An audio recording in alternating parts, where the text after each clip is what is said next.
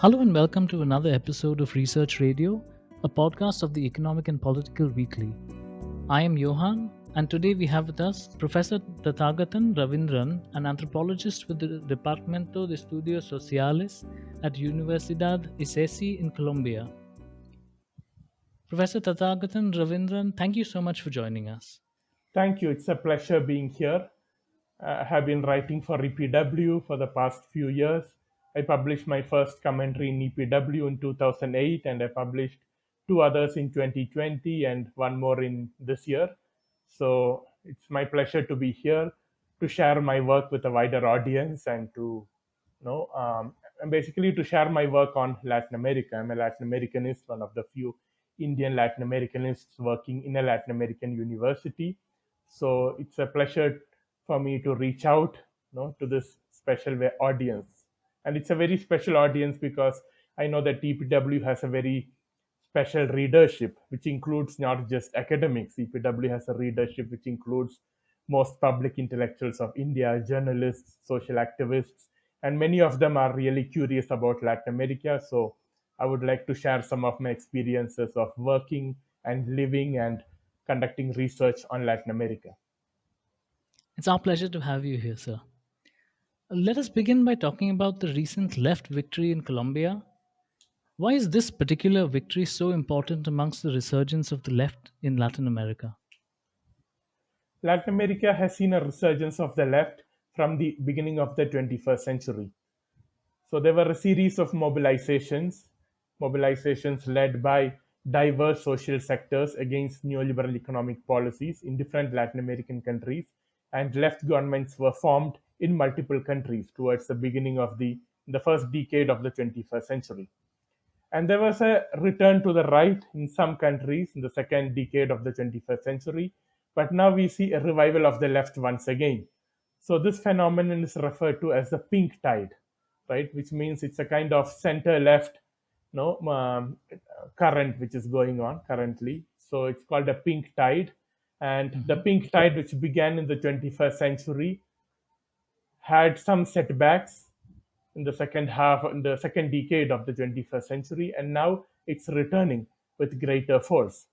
And the left victory in Colombia is particularly important because Colombia was one of the few countries in Latin America which never had a left government. And Mhm. moreover, Colombia is a space where the left has been stigmatized historically. There is a big stigma attached to the left because Colombia has the longest civil war in the continent between left guerrillas on the one hand and the state and paramilitary forces on the other. Mhm. So, though both sides are responsible for human rights violations, the media selectively focuses on human rights violations by the guerrillas, exaggerating them, right? And so, in the Mhm. public opinion, the idea is that left is equivalent to to common criminal activity, right? Because the media, I don't just mean the news media, so if there are a lot of television serials, right? Some of them are Mhm. available on Netflix if some of you are interested, made in Mhm. Colombia, and all of them portray the left guerrillas as criminals Mhm. and drug dealers, right? And so the Mhm. political content of the civil war is entirely erased by the media. It's entirely erased in public opinion. So a lot of Colombians came to believe that the left is equivalent to crime, the left is equivalent to narco trafficking, and so on. So, in this Mhm. context, a former guerrilla leader, right, from the left winning a presidential election is unprecedented, and it marks a major turning point in Colombian history, but also in Latin American history, because Colombia was the most important ally of United States, right? And the Mhm. policies of United States of controlling the region. United States see Latin America as its backyard. So the ex-Secretary of State John Kerry once made a public statement that Latin America is our backyard, right? Mhm. And Colombia is one of the major countries which the U.S. even utilizes, right, to implement its imperialist foreign policy designs in the region. So in Mhm. that sense, the victory of the left in Colombia is a major achievement for Latin America as a whole, for the Latin American left as a whole. I'm also curious To hear your own experiences of watching this unfold, I recall that in your paper you mentioned meeting Vice President Marquez before she became the Vice President. Could you tell us a little bit more about that? Yeah, I live in the city of Cali. I teach at Universidad di Cesi, which is a private university in Cali. And Colombia witnessed a series of mobilizations, political mobilizations against neoliberal economic policies in the previous years. So I arrived in Colombia in 2016, and in 2018, Ivan Duque gets elected as a Mhm, president. And throughout his government, there were protests. There were protests by university students for better public education, right? For free and for free public education and better quality public education. There mhm, were movements of indigenous people, Afro Colombians, right, peasant communities, and so on, for the defense of ancestral territories, right, against paramilitary forces which expropriate their lands and send them off to the cities as refugees, as undisplaced, as no, as displaced migrants, and so on. So I have been witnessing these mobilizations. I mhm, participated in some of them. My students were active in organizing many of these mobilizations. So I had mhm, a very direct connection with these mobilizations. And in 2021, there was a major mobilization in the city of Cali. The city of Cali became the epicenter of resistance against neoliberal policies of the Ivan Duque government. So mhm, the city turned into a battlefield where you had like thousands marching on the streets, and you had the armed forces indiscriminately firing on protesters. So sometimes you had the police entering residential neighborhoods and indiscriminately firing on unarmed civilians, many of whom did not even participate in protests. The idea was to create a reign of terror so that people do not go out of their houses, people do not participate in demonstrations, so that people do not occupy the streets. But it did not work, mhm, because the brutality of the repressive measures just added fuel to fire, and you had more people on the streets every day, and the state began responding with greater repression, and I was part of it. So no, so I could see helicopters flying at a low altitude in my neighborhood. I had some mhm, of my students who were directly affected. So I had a student who was arrested, who was tortured and forced to give false confessions that he was carrying explosives. Another student of mine was forced to go underground after receiving death threats. So I was part of the whole process. And in the whole of Latin America, in most of the countries, the mhm, left came to power riding on the wave of mobilizations against neoliberal economic policies. So you see a series of mobilizations, and then you have left governments coming to power. So in Colombia too, the same thing happened. So I was personally, witnessing all these movements. I offered support to some, to some people who are participating in mobilizations. There was a group at the university which was basically supplying food, right, and medicines to people at the main centers of blockade and so on. I was personally involved, no, in many ways. mhm, And the vice president, Francia Marquez, is somebody who has been very active in Colombian social movements. So I met her just a few months after I arrived in Colombia in 2016. She used to visit the university very often to give talks, and I am closely associated with the Center for Afro Diasporic Studies at my mhm, university. And she, being a very prominent Afro Colombian leader, she used to visit, the university and our center very often. We have also attended some, political meetings together.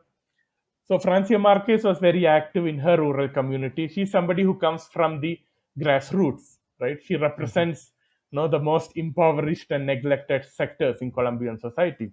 So mhm, she grew up in a small Afro-Colombian rural community. Then she went to the city as a teenager to work as a domestic servant in a house, and later she goes back to her rural community, and there she starts organizing people from her community against illegal mining. mhm, So illegal mining is a big problem in Colombia. So you had paramilitary groups who were engaged in illegal mining in mhm, collusion with the biggest transnational corporations of the world, right? So it was neoliberalism, in alliance with paramilitary criminalism. That was what was going on. And any attempts mhm, to protest was met with death threats. So Francia Marquez saw that her whole community, was under serious threat because the rivers were polluted, right? So they had, so it affected their access to drinking water. It affected their livestock, right? Mhm. So the rivers were contaminated with mercury and cyanide. So livestock, crops, the earth, everything was poisoned. So Francia Marquez decided to march to the capital city of Bogota. So she led a group of women. They marched to Bogota and they occupied the Ministry of Interior, right? Meaning like the Home Ministry in India. So they occupied the ministry overnight and they Mhm. refused to leave until the government responds. So this focused international attention on the struggle of black women in Colombia, and Francia Marquez wins the Goldman Prize, which is seen as the equivalent of the Nobel Prize for environmental activism. But that also converted her into a priority target for paramilitary forces and her death squads. So in 2019, there was an assassination attempt against her. So I visited her house after that incident, and there was a friend of mine from a neighboring Latin American country who offered her asylum, political asylum in his country. And she told, no, Mhm. I cannot leave my people behind to struggle on their own. So, and so it was a really difficult moment for us. So as we got out of a house, my friend said, it looks like a chronicle of a death foretold. And 3 years later, Francia Marquez, is the vice president of Colombia. It was a decision she took last year when she decided that we cannot continue like this before, because social movements in Colombia were always averse to participation in electoral politics. So they felt that, okay, their role is to struggle in the streets, conduct demonstrations, mobilize against the government, and not participate in elections, which they saw as a corrupt field of politics. Mhm. So when she announces this, that she's going to contest elections, it was a surprise for many of us. So once again, we visited her. I was accompanied by some other academics and community leaders, social activists, and she told, "I'm tired of blocking highways, right, over and over again, and the government continues with the same politics of death, right." So then she Mhm. gives a slogan, "From resistance to power," and she decides to participate in elections. She forms her own political organization, and yeah, and so we accompanied her in some phases of her campaign too. Let us backtrack now, Professor Tathagatan, to another left victory, which I think was the watershed in the history of the left in South America. Could you tell us a bit more about the rise of Bolivia's first ever indigenous president, Evo Morales, and what were some of the important changes that they were trying to implement? Yeah, thank you for this question, because I did my doctoral research in Bolivia on Bolivian social movements, and so I'll be really glad to share my experiences. So Bolivia was one of the country which saw the strongest mobilizations against neoliberalism. So historians Sinclair Thompson and Forrest Hilton argue that if Latin America was at the forefront of resistance to neoliberalism, Bolivia was its insurrectionary front line, to borrow their words. So it all began in 2000, when in the city of Cochabamba, Mhm. the government decided to privatize water. Right. So there was a multinational corporation which was invited to take over the distribution of water. And what happens is that the water fares increase by about 300 to 400%. Mhm. And the company also prohibits private collection of water. Right. For example, like there's a major movie made on it called Even the Rain, También la Lluvia. So people were prohibited from collecting rainwater in their buckets, Mhm. right? Because the water in the whole city belonged now to the transnational corporation. They were the only ones who are authorized to collect and distribute water. So the Mhm. whole city erupts in rebellion, and finally they force the multinational corporation to leave Bolivia, and the government is forced to backtrack on its policy of privatizing water. And this was a watershed moment. It was a turning point. And I personally got interested in Latin America because of this, because the leader of the movement, Oscar Oliveira, visited the Asian Social Forum in Hyderabad in 2000. And that's how I came to know of Cochabamba. And that's how I got interested in Bolivia and Latin America in general. So And after that, there were a series of mobilizations. In 2003, in the city of El Alto, there was a mobilization demanding the nationalization of gas. Mhm. And it was a spectacular mobilization because the whole city, an entire city of almost 1 million people rose in rebellion, right?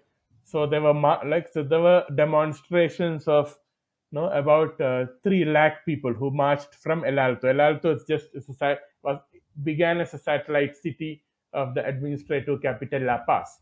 So they Mhm. marched from El Alto to La Paz, right? Some 3 lakh people, and they forced the government to flee. They forced the president to flee. The Mhm. president had to flee in a helicopter, right? And in 2005, they forced another president to resign because the president did not accept to the demand of the nationalization of gas. So the then Mhm. President Carlos Mesa, he declared that yeah, it's not easy, right? He said it's very easy to blockade the streets. So he was referring to Evo Morales, who was the opposition leader at that point of time, the indigenous opposition leader who was organizing blockades and mobilizations. And so Carlos Mesa resigns, making a public statement that Evo Morales does not know what it means, what it entails to rule a country. It's very easy to talk about national sovereignty, right, when you are on the other side of the desk, right? Mhm. So I invite him to come forward to rule the country, and then you will learn what it means to rule the country. So what Carlos Mesa also mentioned was that that the United States has said no to nationalization. Spain has said no. The European Union has said no. So I cannot go ahead with it. Mhm. Right. So he told people who are demonstrating on the streets do not know that I pay their salaries from what I receive from those countries. I use a Mhm. begging bowl, and they give me, right, and they give me something, right, and with that I pay your salaries, right. So I cannot go against the interests of the United States or European Union. Mhm. So that was a public statement he made. And he also added that Bolivia is ungovernable because of the protests.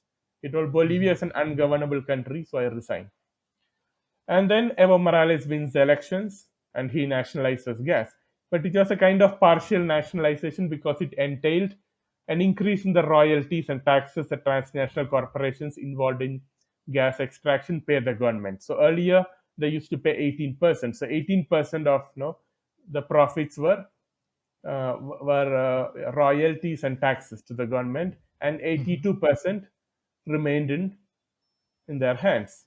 So the Bolivian public saw that 82% of the wealth of the revenue generated from hydrocarbon extraction used to go out of the country, and only 18% remained within the country in the form Mhm. of taxes and royalties. So Evo Morales inverts the whole scheme and he says no. So 82% would be would be equivalent to the royalties and taxes the companies would pay the state, Mhm. right? So they can remain with 18%, and 82 would now belong to the Bolivian state. And so Mhm. this increased government revenue to a big extent, and the government used it to increase public expenditure, uh, start direct cash transfers to the elderly, right, who did not have any pensions. He also created direct cash transfers to pregnant mothers, to public school students, and a lot of investment was made in rural development. So before Evo Morales, the countryside was almost forgotten. There was almost no public investment in the countryside.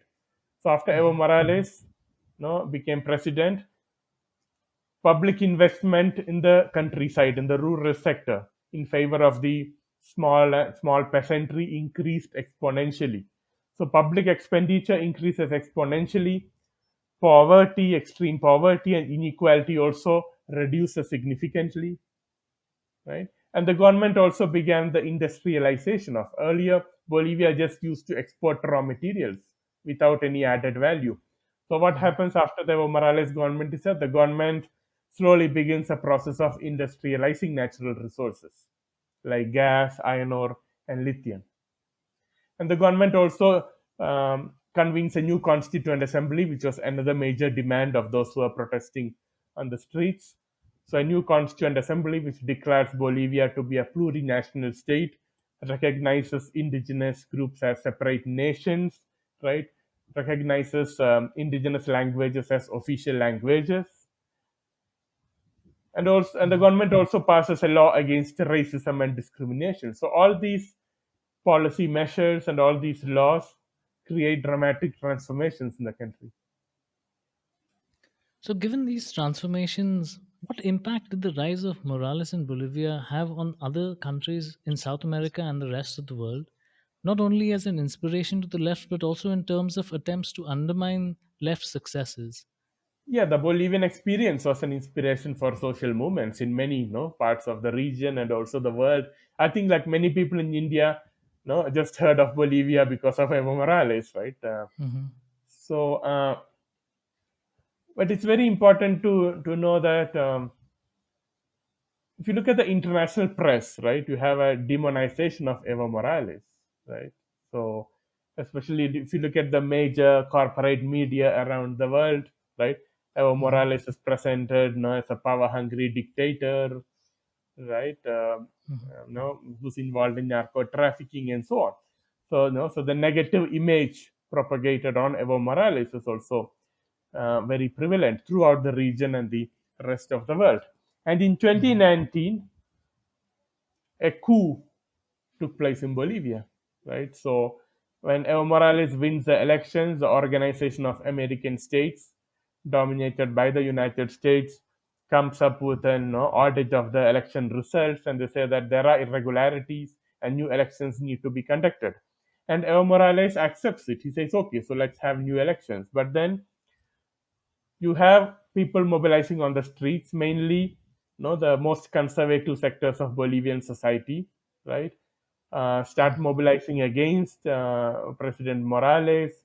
They demand his resignation, and the military also steps in, and the heads of the police forces and the military demand his resignation. See? So what happens is a military coup, right? So if the Mhm. head of the armed forces asks the president to step down, it is a military coup. Mhm. And after the military coup, there is an intense racist backlash. So indigenous people made a lot of gains during the presidency of Evo Morales. And what happens during the year of the coup was an intense racist backlash where indigenous people are rounded up in the streets, beaten, and so on. Right. So here you see how the success of Bolivia is undermined, right? A coup is conducted so that the experience of Bolivia does not turn into an inspiration or a model for the other countries to follow. So, something which the United States has always tried to do in Latin America is to show that there is no alternative, right? There is no alternative Mhm. to neoliberalism. So, whenever there are alternative models or alternative experiments, alternative experiences, they try to undermine it, right?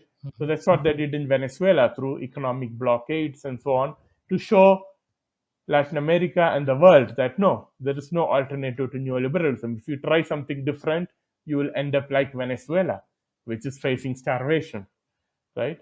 So Mhm. Bolivia was another success story of the left in Latin America. 5 years before the coup, Bolivia had the highest rates of economic growth in the region, right? And had very like a dramatic reduction of poverty and inequality, right? So it was very important to destroy the model, destroy the idea, right? Mhm. So that explains the coup. You were speaking about the racist backlash, right? And I was reminded of in your article, you make this contrast between the women in the poliera skirts, right, on the one hand, Yeah. and on the other hand, the people who painted swastikas and who have this genealogy of Nazism. So, could you explore that a bit more? Because I think that is a very interesting contrast. Yes, it's an interesting contrast indeed. In Bolivia, indigenous women wear the pollera, which is a skirt, right? It's a very typical skirt used by indigenous women. And the pollera skirt came to represent indigeneity, right? So it was the most visible symbol of indigenous origin. So during the presidency of Evo Morales, women wearing the pollera were appointed, right, as directors of institutions, as ministers, as ambassadors, right? And this was a major scandal in Bolivian society because the dominant society in Bolivia saw women wearing the pollera as peasants or domestic servants, not more than that. So the symbolic impact of appointing women wearing the pollera as ministers, directors of major institutions, right, ambassadors, had a major impact. It had a major impact on indigenous people because they could see that, yeah, somebody like them are occupying high positions of power in the government, right? But for the traditional elites, it was a symbol of their power and their privilege, of their inherited privilege being questioned and challenged, right? So this is something which the traditional elites could not tolerate. So when I was doing my research in Bolivia, from the traditional elites as well as the middle classes, the white mestizo middle classes, I would constantly hear these kind of complaints. So if the government is appointing, women wearing the pollera everywhere, they don't value professionals anymore, right? So the idea was that professionals cannot get jobs. Now, what matters is that you are indigenous and you wear the pollera, right? And you're involved in left politics and you would be given a job, right? A lot of women wearing the pollera acquired professional training, right? But the dominant racial common sense was that no, women of pollera are basically ignorant, they do not have professional training, right? They are not educated and so on. So what happens is that during the coup, there is an intense racist backlash. You have paramilitary groups which were formed, some of them which existed before, but some new ones were also formed in the run up to the coup. And they go around in the streets, and whenever they see women wearing the pollera, they start hitting them, right? Or when women wearing the pollera enter public spaces like the plazas, these groups go in and they ask them to leave the plaza, right? So this was something very common during the days of the coup and the days preceding it when the elites were mobilizing against Evo Morales. The law against racism, which Evo Morales passed, had a major impact because earlier restaurants in posh neighborhoods, right, or public spaces in public spaces in elite neighborhoods were reserved for the white mestizos. Indigenous people were not allowed to enter, right? So restaurants had a had a signboard which said right to entry reserved, right? So when indigenous women wearing the pollera tried to enter restaurants, they were not allowed to enter because the owner of the restaurant supposedly had the right to reserve entry. The idea was to make spaces racially exclusive, right? So they were not allowed to enter spaces like discotheques, right? Multiplexes, shopping malls, and so on. So what happens with the law against racism is that all establishments were forced to remove signboards which say right to entry reserved and place another signboard. It was made legally mandatory to place a signboard which said everyone is equal before the law, right? So you had women wearing the pollera entering five-star restaurants, women wearing the pollera entering shopping malls in the most elite neighborhoods of the city, and there was a major racist backlash to it. So you had in the social networking sites, residents from elite neighborhoods expressed their horror at the sight of women wearing the pollera entering shopping malls in their neighborhoods and so on, right? So what happens during the coup is intense racist backlash when you have paramilitary groups who go around physically attacking women wearing the pollera. And some of these paramilitary groups have a genealogy, have a political genealogy which links them to the Nazis. And I'm not talking about neo Nazis, I'm talking of classical Nazis. So after the Second World War, there were some Nazis, right? Some Nazis associated with the SS and so on, who migrated to Latin America after the Second World War. So one of them was Klaus Barbie, who was a major general, right, in the Nazi armed forces. His name is Klaus Barbie. Anybody familiar with the Second World War would know who's Klaus Barbie. He was called the Butcher of Lyon, who's responsible for for the murder of thousands of French, thousands of members of the French resistance during the Nazi occupation of France. So it's responsible for the deaths of thousands of French people, including children. So so Klaus Barbie migrates to Bolivia under a different identity, and ironically, it's a CIA who hires him, right? So the United States they defeat the Nazis in Germany, but then they recruit some Nazis to work for the CIA to combat communism, right, during the Cold War. So Klaus Barbie goes to Bolivia under a different name, and there he links up with some conservative Bolivian politicians and activists, and they form this organization called the Unidad Juvenil Crucenista, which is a paramilitary organization, right, of the extreme right wing forces in Bolivia. So the founder of the Unidad Juvenil Crucenista, Carlos Valverde, was closely associated with Klaus Barbie.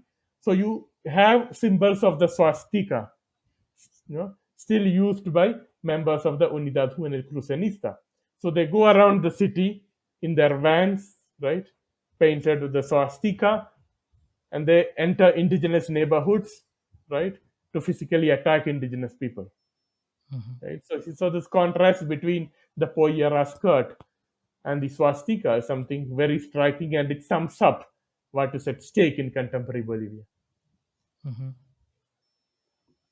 Another thing that I found very interesting was that when you mentioned that initially in Bolivia socialism was rejected as European, but later it appears that indigenous politics begins to embrace it, especially when you look at some of the provisions in the new constitution, or for example the repeal of the decree which had declared the adoption of free market principles. What do you attribute this shift in focus from more indigenous identity politics, like in the case of the glorification of the indigenous past in the Mestizaje ideal, to focusing on more, if I may call them that, material concerns? Because I think there is echoes of this in other parts of the world as well, where there seems to be a lot of focus on in the identity politics, but what seems to be different in this case, or in the case of Bolivia, is that there is a very conscious effort to focus on the material concerns. Okay. Yeah. Yeah, it's a difficult question to answer because it's really complicated, right? So, but I would try to be brief and try to, try to summarize. No, um, in Bolivia and the whole of Latin America, there has been a fluidity of class and racial identity. So, racial categories are fluid and very often overlaps with class. So, historically, indigenous was associated with the peasant, right? So, so due to this fluidity of categories, indigenous movements have always included material concerns, right? Although in different degrees. So you have some tendencies within the indigenous movement which focus on questions of indigenous cosmovision, radical difference from Western civilization, and so on. But there are other sectors within indigenous politics which focus on socioeconomic inequalities between indigenous people, right, and the rest of the population, which are white mestizos.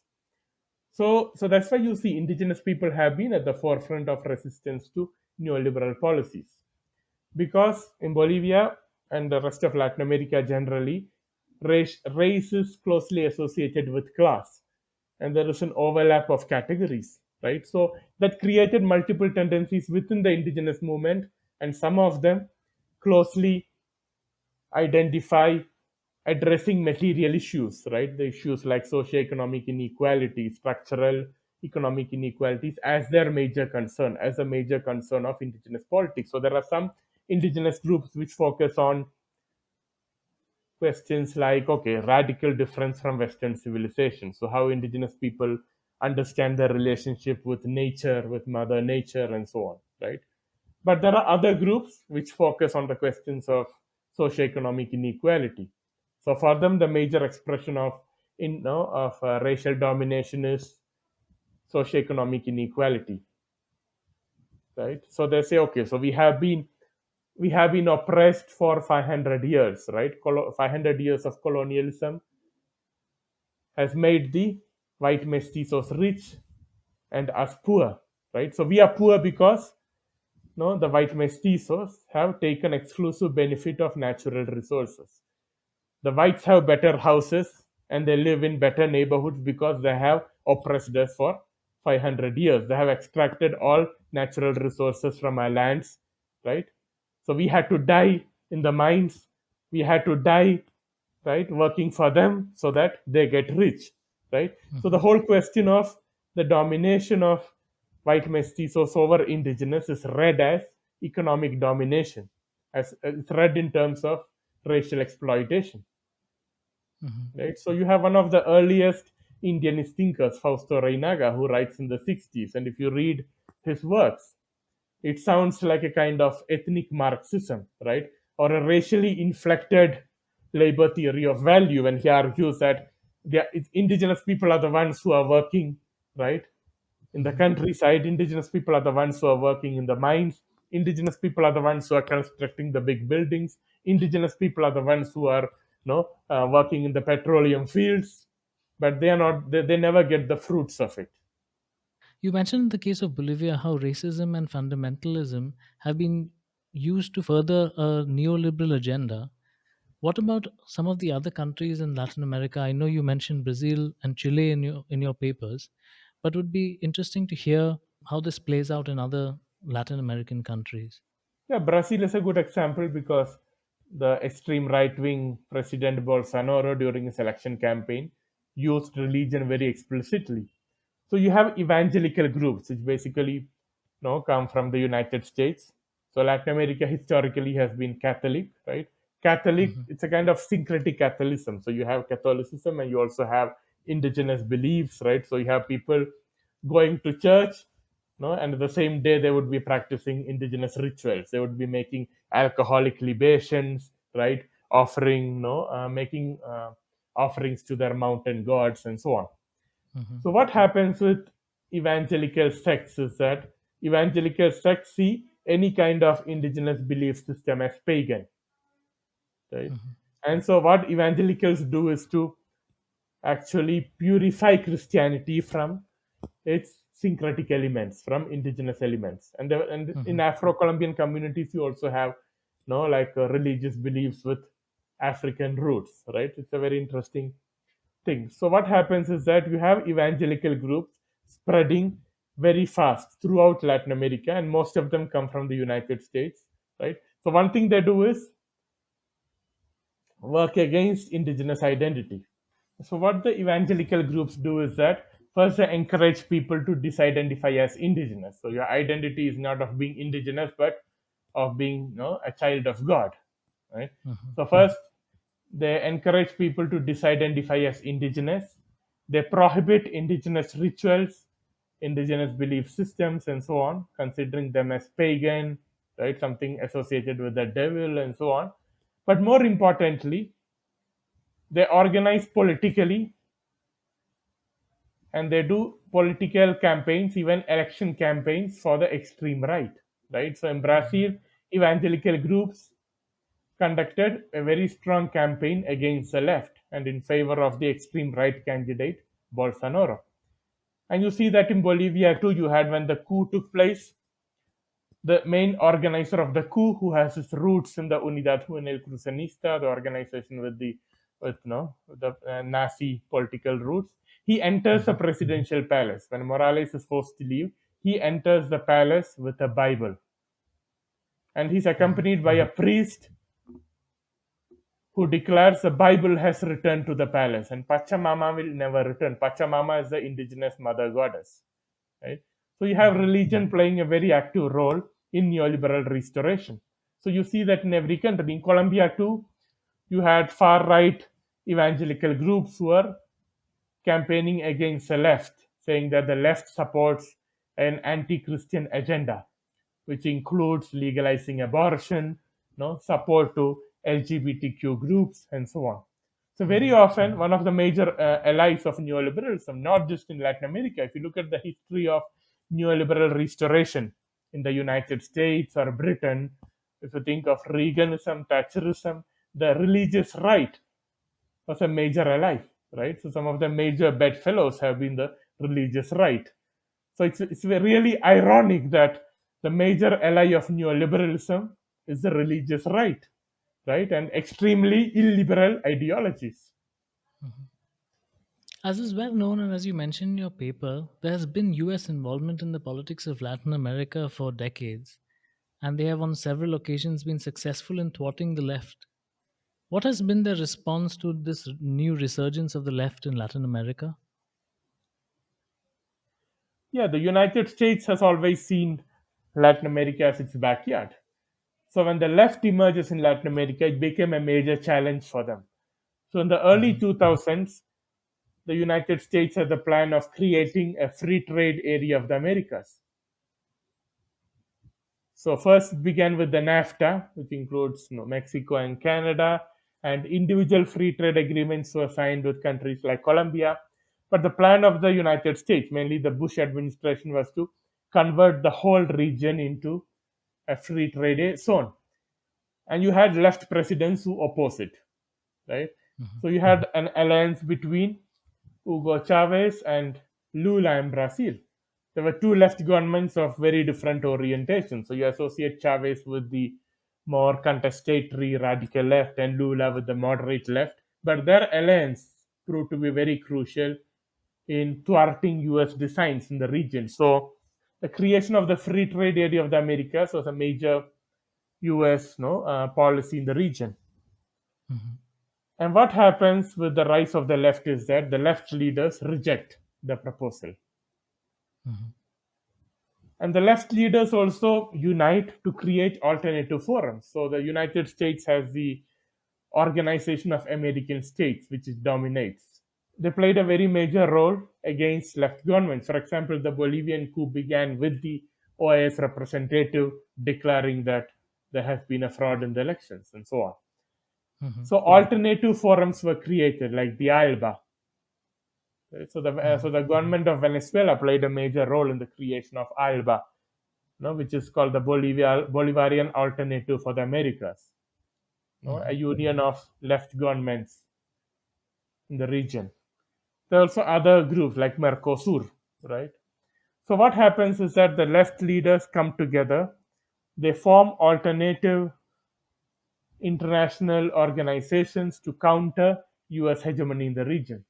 And that is something which really affects US imperialism and their designs. So the United States has actively colluded with the opposition in Latin America to overthrow left governments. So, for example, in Bolivia, mhm, after the election of Evo Morales, the opposition, the right wing opposition, was actively assisted by the United States Embassy. So, the ambassador was regularly having meetings with opposition leaders to topple the government. There were some sectors in Bolivia which like there were separatists. So in the eastern part of Bolivia, where the elites are concentrated, mhm, there were attempts to separate from Bolivia and create a separate nation state. And most of the natural resources, the hydrocarbons, are located in the eastern provinces. And the idea was to create a separate nation state. And the United States appointed Philip Goldberg as the ambassador to Bolivia when these secessionist movements were taking place.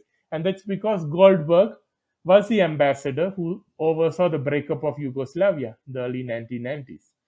So they mhm, appoint somebody with the experience of breaking up states, right, to actively help the separatist movement led by the extreme right wing forces in eastern Bolivia.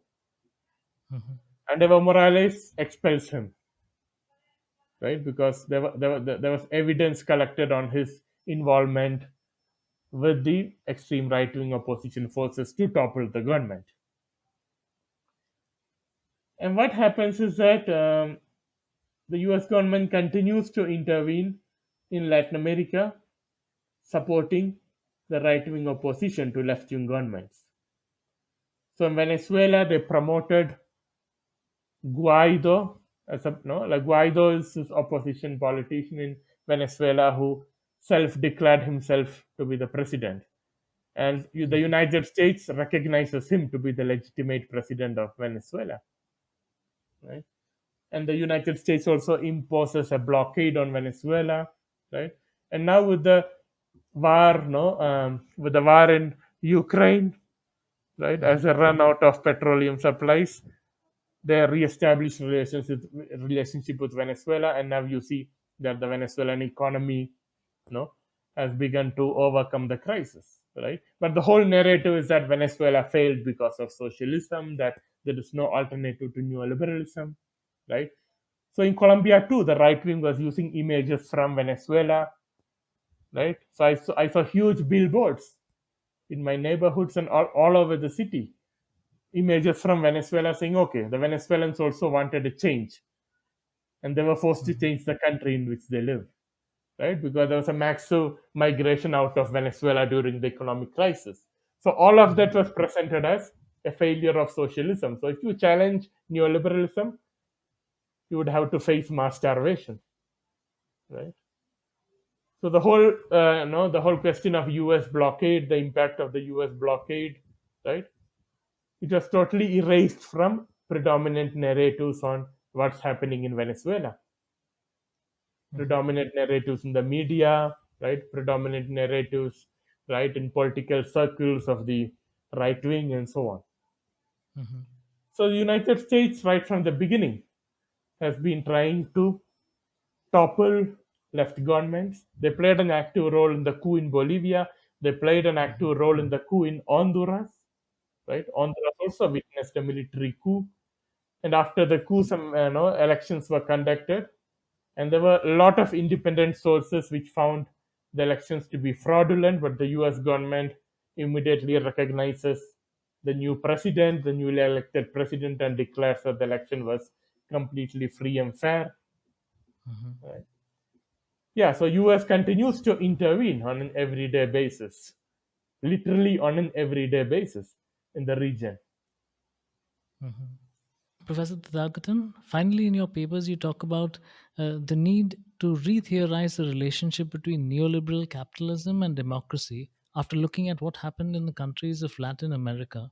Could you expand on this a bit more? Yeah, it's very interesting that neoliberal forces would go to any extent, right, to achieve their goals, right? During the Cold War, there were military dictatorships in Latin America, right-wing military dictatorships with the support of the United States. So military coups were conducted in countries like Chile, and military coups were supported throughout Latin America by the United States in the name of liberty and democracy. Right. So the idea was that okay, so to overcome the threat of communism, you need military dictatorships. So you can see the irony here. So those military dictatorships were the most bloody, the most unabashedly dictatorial, right? Where thousands were disappeared, thousands were killed, there were targeted assassinations, right? And all that was justified in the name of liberty. So after the return to formal electoral democracy in Latin America, neoliberalism was established as the economic doctrine with the active support of the United States. So when the left re-emerges in Latin America, and the new left is very committed to electoral democracy. So if you think of Venezuela, Bolivia, Brazil, Ecuador, all of them participated in electoral processes. So it's very different from the old Latin American left, right? The old Latin American left, if you consider the example of Cuba, right? So the new left firmly stuck to multi-party electoral democracy. But now you have the United States supporting military coups, right? Or coups with the active involvement of the military, to be more precise, in Honduras, in Bolivia, in the name of democracy and liberty. So something which happened in Bolivia during the coup was that fake Twitter accounts and Facebook accounts were created to support the extreme right wing forces. And the new coup government hired a US company, right, to create those fake accounts. So you had, Facebook itself, came forward officially to acknowledge that fake accounts were created. So a firm called CLS Strategies was hired by the right-wing government to create those fake accounts. Mhm. Right. So the social media and digital social networks have also been used very extensively by the extreme right-wing forces to re-establish neoliberalism in the region. Mhm. Right. So it shows that neoliberalism would go to any extent to maintain its hegemony. Right. Mhm. Neoliberalism would go to any extent to restore the hegemony it lost in many parts of Latin America. Mhm. And the best evidence of it is the Bolivian coup in 2019, the coup in Honduras in 2008, right? Mhm. Where you have the military being involved in toppling democratically elected governments. So I think there is an urgent need to re-theorize a relationship between neoliberal capitalism and democracy. Thank you, Professor Tathagatan. Those are all my questions for today.